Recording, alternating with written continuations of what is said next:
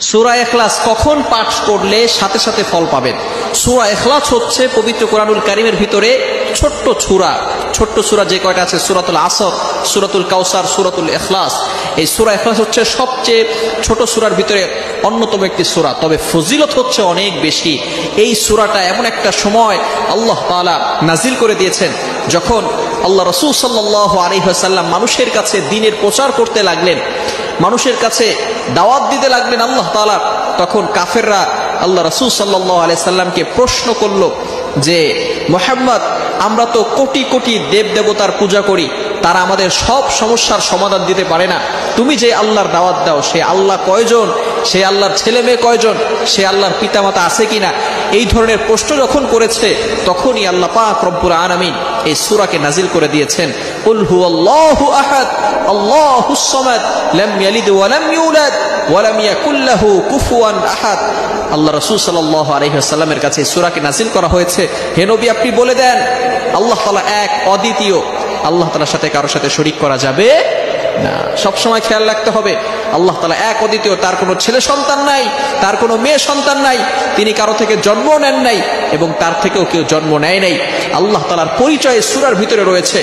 এই সূরার ভিতরে আল্লাহ পাক রব্বুল আলামিন তার পরিচয় দিয়েছেন, এই জন্য এই সূরাটা সবচেয়ে বড় দামি হয়ে গেছে।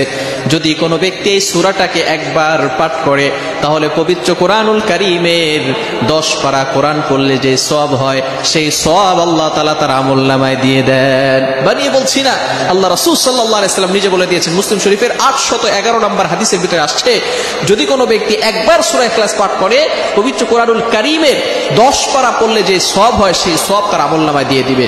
সুতরাং কোনো ব্যক্তি যদি 3 বার সূরা ইখলাস পাঠ করে, আল্লাহ তাআলা তার আমলনামায় পুরা কোরআন শরীফ একবার খতম করলে যে সওয়াব হয়, সেই সওয়াব তার আমলনামায় দিয়ে দিবেন। আয়েশা রাদিয়াল্লাহু তাআলা আনহা বলেন, বুখারী শরীফের 7375 নম্বর হাদিস, এক সাহাবীকে আল্লাহ রাসূল সাল্লাল্লাহু আলাইহি ওয়াসাল্লাম ইমাম নিযুক্ত করে দিলেন, আর ওই সাহাবী ম্যাক্সিমাম সময় সূরা ইখলাস বেশি বেশি পড়তেন। অন্যান্য সাহাবীরা রাসূল সাল্লাল্লাহু আলাইহি ওয়াসাল্লামের কাছে অভিযোগ নিয়ে আসলেন, ইয়া রাসূলুল্লাহ, ইয়া হাবিবাল্লাহ, আপনার অমুক সাহাবী শুধু সূরা ইখলাস বেশি বেশি পড়ে। রাসূল সাল্লাল্লাহু আলাইহি সাল্লাম তাকে জিজ্ঞেস করলেন, কেন তুমি সূরা বেশি পড়ো, সূরা ইখলাস বেশি পড়ো? রাসূল সাল্লাল্লাহু আলাইহি ওয়াসাল্লামকে তিনি বললেন, এই সূরাকে আমি বড় মহব্বত করি। আল্লাহ রাসূল সাল্লাল্লাহু আলাইহি সাল্লাম বললেন, এই সূরার মহব্বত তোমাকে জান্নাতে নিয়ে যাবে। বলেন সুবহানাল্লাহ। এজন্য এই সূরা ইখলাসের ফজিলত অনেক বেশি। কখন করলে আমরা বেশি ফল পাবো? এই সূরা যদি কেউ একবার 10 বার পাঠ করে, আল্লাহ তাআলা তার জন্য জান্নাতের ভিতরে একটা বালাখানা তৈরি করে দেন। কখন পড়বেন?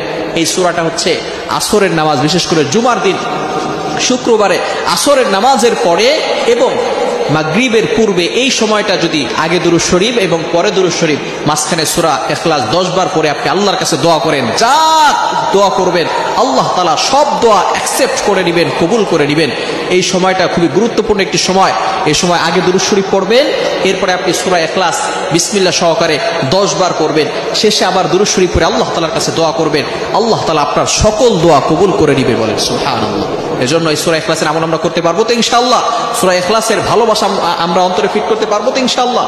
আল্লাহ তাআলা আমাদের সকলকে বুঝার তৌফিক দান করেন। সকলে বলেন আমিন।